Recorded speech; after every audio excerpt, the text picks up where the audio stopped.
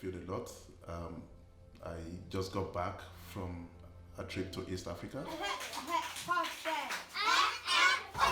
The core of what we do is leveraging technology to provide a learning platform for the teachers, which we support with classroom-based training.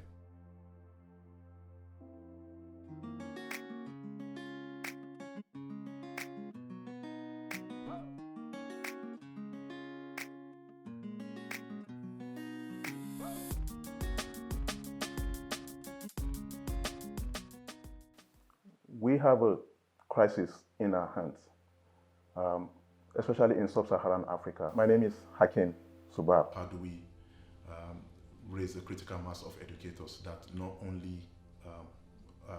change the narrative at their school by enhancing student learning and all that, but to go beyond that to their communities?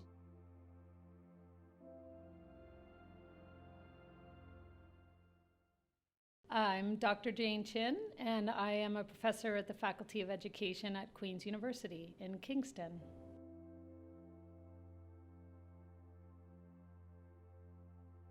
I teach a first-year course, which is an introduction to teaching, and then I also teach English curriculum methods for high school English teachers, and I also have research expertise in cross-cultural teaching and learning. Hakim is somebody that I respect a great deal. I think he's a fantastic person as well. I really enjoy his company. But what I really respect about him is his vision for a sustainable model of teacher education in sub-Saharan Africa. I respect his ability to see what could be, and I just want to be a part of it. When I was a child, I had no idea about any of the things that I'm involved in right now. If you had asked me maybe even 20 years ago, I still probably won't have an idea. When I was growing up, the profession that really attracted me was pilot. Was to be a pilot, a fighter pilot at that, because I was living with an uncle who was in the Air Force, in the Nigerian Air Force. So I saw these pilots come and go with, with their gears and everything like that. So that really attracted me. So until very, very recently, maybe when I started being involved in running a school and being involved in teacher training, I started seeing my role beyond just looking out for myself. But there's a bigger world out there. There are lots of issues that needed to be addressed. 1 million teachers is currently in 11 countries. It changes all the time because every time we get requests that, oh, when are you coming to our country? And that's really how we've grown, because the initial idea was Nigeria before it quickly escalated to where we are right now. As the teachers from our program continue to make a difference in their classroom and in their communities, we begin to see a lot of attention, so what are they doing differently? And that is really very encouraging. We see ourselves probably doubling that number of countries in about a year's time. I was first introduced to Hakim and the 1 Million Teachers Project when we, as a faculty, signed on to support the 1 Million Teachers Project in its infancy.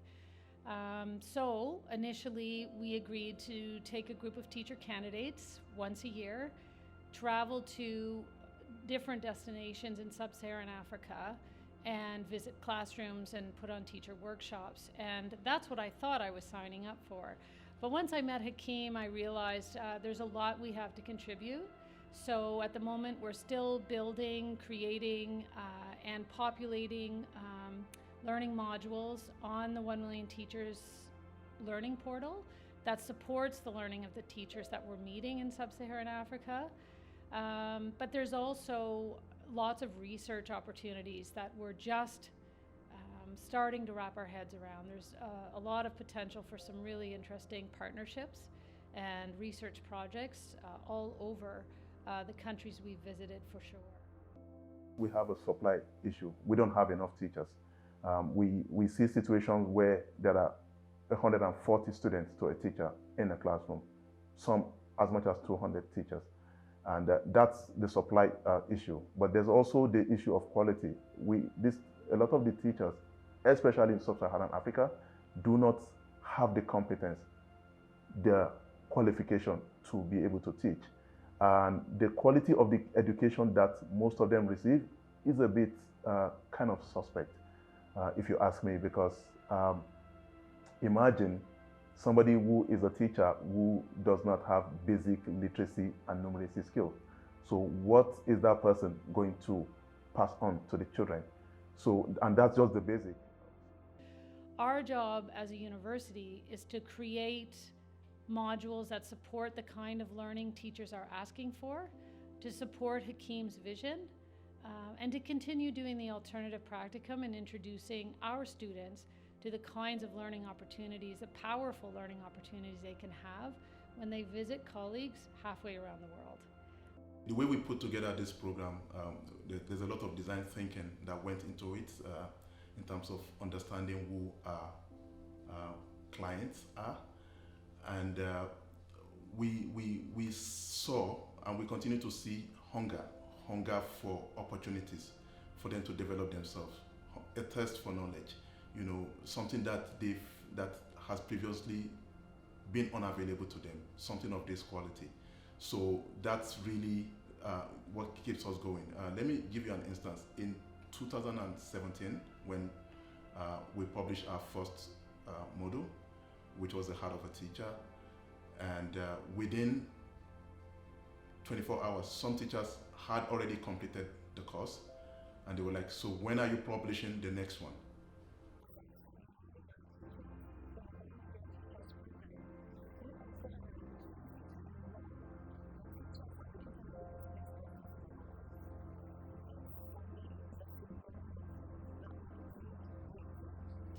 For me personally, one of the things I have taken away from the 1 Million Teachers platform is my learning on project-based learning. When I started Shalara Secondary School, one of the things that I want the children to do is to do projects. So I thought that was project-based learning. And we gave them topics, we gave them ideas on how to come up with their projects. But after the 1 Million Teachers course, after taking the 1 Million Teachers course on project-based learning, I learned that I was doing the wrong thing. And children are supposed to own their learning. In project-based learning, they are supposed to come up with their ideas. And if you give them that opportunity, their learning becomes much more than what you thought as a teacher they would achieve. Thank you, Hakim and your team, for bringing up this platform. We need a lot of money to publish courses. Like, it is very expensive. And I remember one of our instructional designer then, she was literally in tears that we spent hours and hours and hours trying to put this together, and somebody consumes it within what? Maybe an hour? And I said to her, remember, some people spend billions on movies, and a movie that people will watch within an hour. So, and then that helped us to put everything in perspective. So these teachers who are constantly on our toes, they want more, they are the ones who really make you feel really, really happy that you're doing this, and they're giving them an opportunity. So they are the ones that really keep us awake. We're constantly chasing them. Every time we publish a new course, they are on it, they're done with it, and they're asking us for more. It was really easy for us to decide to support his project because he did a great job of sharing his vision with us. It was clear to us that this was not a parachute-in approach to professional development where we drop a bunch of professionals into a country, teach teachers everything they need to know, and leave. This was a long-term, slow, steady approach to changing the nature of learning and teaching in sub-Saharan Africa. We saw the sustainability of it. We see that at the end of the day, when we are no longer needed, this project is going to carry on, because out of the learning portal are graduating black belt teachers. We're graduating experts in their own rights who can carry on without us, in spite of us in some cases. They know more than we do about how to teach and learn in sub-Saharan Africa. So our job is just to support this project until we have enough black belts. We're out of a job. You know, we hope to be out of a job one day, because there are so many expert teachers across sub-Saharan Africa, so many expert researchers, so many more opportunities for teachers who are already inspired and motivated and just need an opportunity, that we're not needed. And so we could see that. We can see that in the vision of this project. And so it's very easy for us to support it.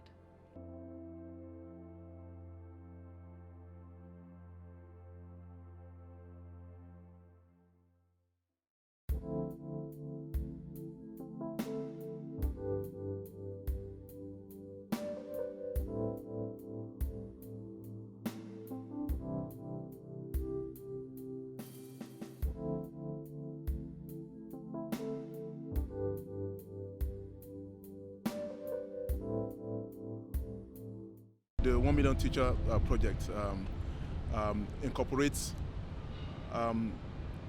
online and classroom-based training along with mentorship. We provide one-on-one mentorship to the teachers. The first stage, once a teacher is being signed on or sponsored or they signify interest, we onboard them. When we were visiting schools in the Ivory Coast, and we had been to a number of schools that just had very few resources, very little access to professional development for teachers, and we saw what they were trying to do, and we commended them for it, obviously, and we had a lot of respect for the teachers who went in every day and taught classes of 75, 100 children. And then we visited a tiny, local, low-cost private school, and we opened the gates, and everything was brightly painted. And there was alphabet on the walls, and there were kids happy running from class to class and singing, and everything was had a really positive energy about it. And they had next to nothing as well. And this woman leading this school had such foresight and such insight about what good teaching and learning was. It was amazing to me. I was overwhelmed by her efforts with next to nothing. They are going to go through 400 modules, very comprehensive teacher education content.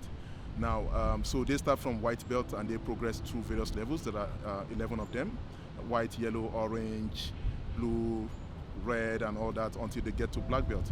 So the moment they get to black belt, that's where the major part of the online component of the training is over. We begin to focus on what they are doing with the knowledge that they have. So for the black belt, we have what we call the first dan, second dan, and the third dan level of black belt. All of these three levels, we are looking at their performance in the classroom, and that is the behavior that we reward. Then when they get to that first stage of black belt, we actually bring them into our classroom, and they're starting with a teacher education bootcamp, which is very intensive after the initial orientation program, and then they have subsequent classroom-based training, one-on-one. The whole idea is that as these teachers progress from that basic level of black belt, which is first dan, to the third dan, they also undergo the train-the-trainer program, such that they can come back as members of the 1 Million Teacher faculty. This initial training happens with the faculty from Queen's University, and then the support is ongoing until we get comfortable about their performance. And so we reward not only their learning, we reward the behavior, that is what they've done with the learning, and how they're contributing to the community. We actually, 1 Million Teachers is anchored around 5 major pillars, which we call the ideal teacher. First of all, we're looking at you as a teacher, as a compassionate teacher, as somebody who is able to push the envelope, that's his ability to take the risk and then just experiment, dealing with something that works or what does not work. We're looking at you as a teacher being an innovator in your own right. You know, we want teachers who are also able to reflect on their practice, so that's where the focus on continuous professional development really kicks in. Because we want them to reflect on their practice. As they are learning, they are reflecting, they are coming back into the classroom along with their professional colleague, and they're sharing ideas. I remember sitting in a classroom with a teacher who was probably no older than 17 or 18. And there was a little boy in the class with Down syndrome. And his name was Peter, and he was practicing writing his name, and my husband's name was Peter. So I sat with the little boy and I said, I know a Peter as well. Do you mind holding your name up and I'll take your picture? And my husband sent back a piece of paper with Peter written on it because his name was Peter as well. So they exchanged photos on my phone. And what was fascinating was this young teacher came over to me and explained inclusive teaching as well as I could. She told me, this little boy has Down syndrome, but he can learn like everybody else. And all the kids kind of rallied around him and said, Peter can learn in our classroom just like we do. And with no resources and no training, they were doing inclusion as well as we do it here in Ontario, with access to everything. And that inspired me because I thought, we've got all these amazing, inspiring teachers behind these little gated walls doing magical things that could be sharing all of that expertise with teachers right down the street. And it was an emotional moment for me because it was the first child I'd seen with any kind of disability in the regular stream classroom. But it was also just this unbelievable example of what is already happening. This woman didn't need my expertise from Queen's University. She just needed the support to go out and share what she's doing with the world. And that's, I think, what we can offer.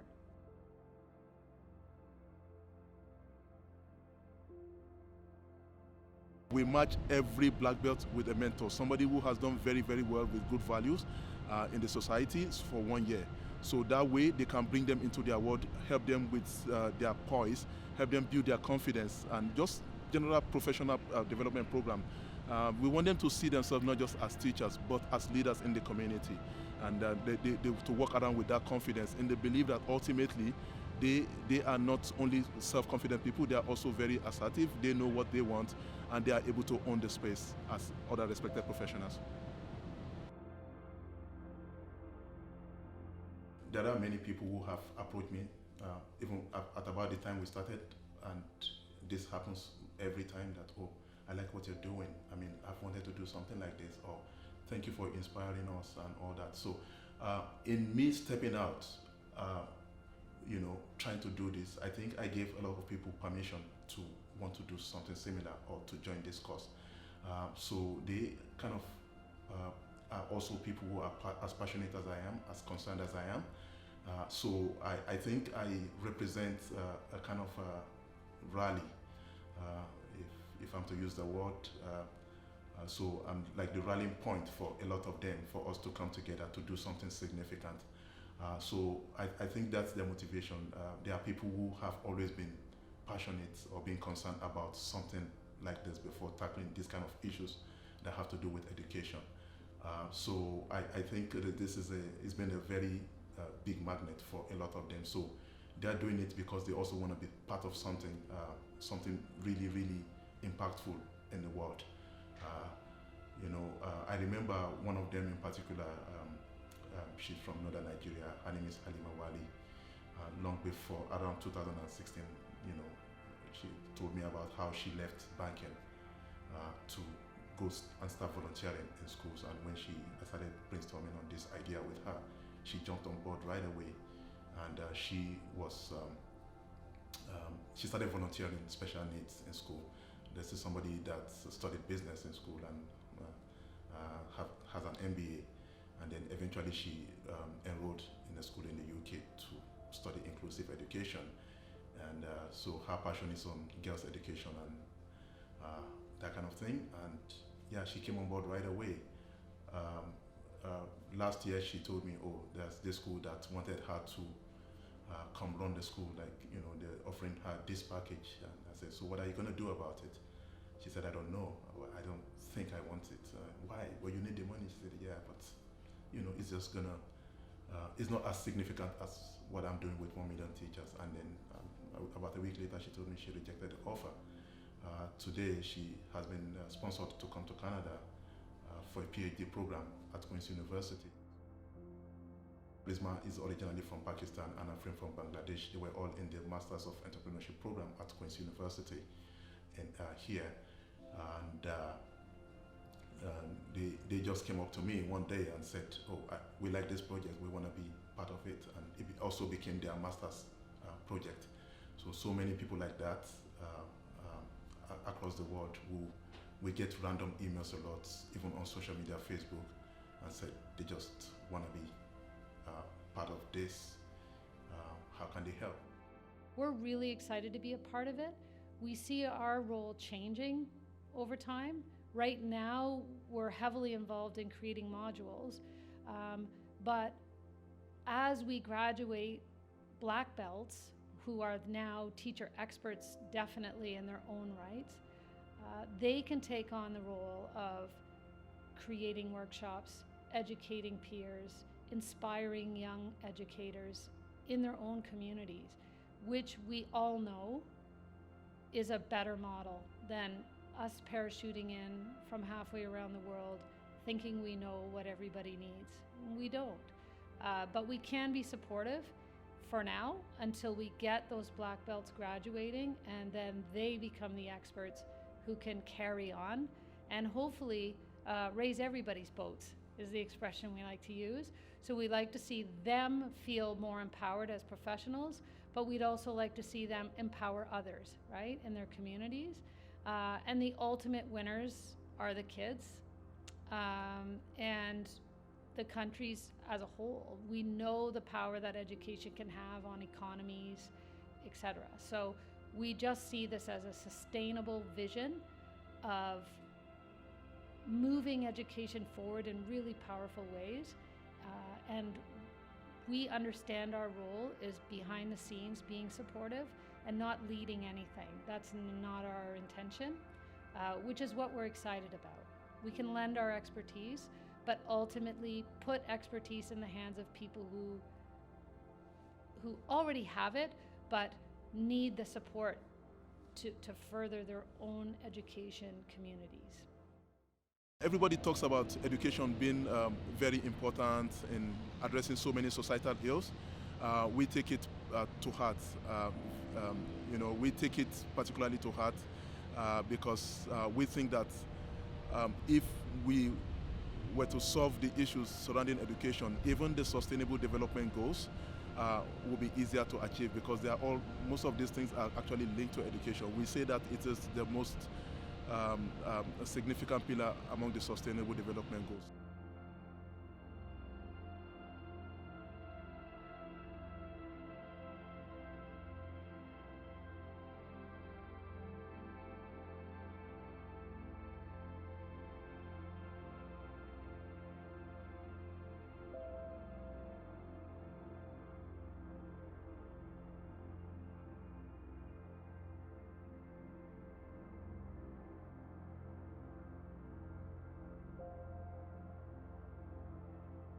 Hakeem is a very humble person, and I'm usually the one bragging on his behalf. And I think he needs to keep going, and carry on this vision and see it through. I think he needs to see it through, and I think we're really close to getting there now. But I think he needs to be less humble about the magic he's doing. I've been in classrooms with teachers, and I've been in public schools and low-cost private schools and high-cost private schools who all see the value in this project. And I just would urge him to, in those moments when it must be very overwhelming, to not give up and to remember the power of this project and this vision. There's been a lot of reflection on my part and also from my team when we started this journey. And what we have learned is that when we are not afraid to step out of our comfort zone, to not allow our fear to dictate what we can do and can't do, I think we're giving other people permission to live their dreams. We've been very lucky ever since we stepped out to for 1 million teachers ever since we said we were going to do this, and we think we can, and we knew that we were dealing with a very, very huge challenge. And there are moments where I've asked myself that what did I get myself into? I had no idea this was going to be as difficult as it is. But every day I come across people who tell me, thank you for what you're doing. We need more of this. Keep going. People saying, what do you need? Yeah, I know that they don't have much, but the little that they have, they've given, especially of their time and their skill sets, and and so many other resources. I think that is something that keeps us going. And then seeing these teachers, seeing the excitement, speaking with them, and just seeing how pumped they are about this program, how the kind of feedback that we get on the platform about how much this program is changing their lives. And oh, I never thought about this. Oh, I didn't know this was possible. Oh, I didn't know this was something I should focus on. It's really gratifying, and we're so grateful to be in a position to be able to do this and to have all the amazing people in our team and beyond who are working with us to make this happen.